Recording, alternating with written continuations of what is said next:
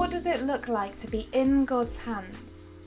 Come, rediscover that offer today.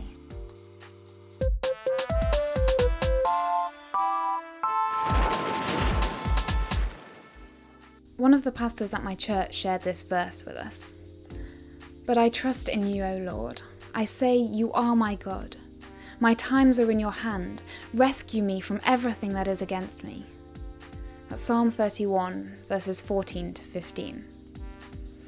And she was thinking especially about when she had a scare recently, which I know many can relate to, especially those who live with vulnerable people at the moment. She wrote this: "Let's make time to sit with God and ask Him to strengthen our trust in Him, and to lead us to passages in His Word that will deepen that trust. For when I was scared, God led me to the above verse.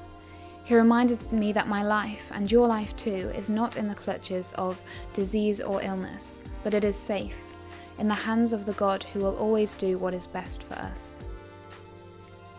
So I made that time, and I pictured what God's hands might look like.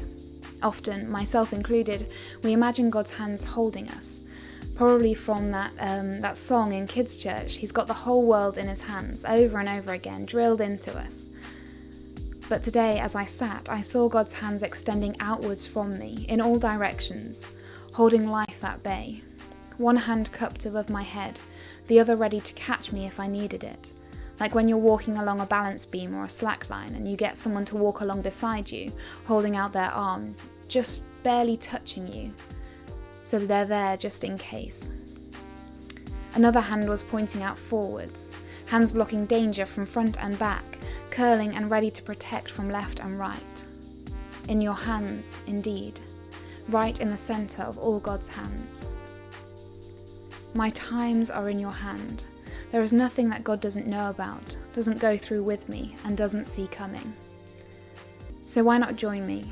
Make time to sit with God and ask Him to strengthen our trust in Him. Ask Him to lead us to passages in the Bible that will deepen that trust, and then to help us picture them in our minds, in words, images, objects, or stories. Help us to find what it looks like for us today. Hang in there, everyone. Stay safe and take care.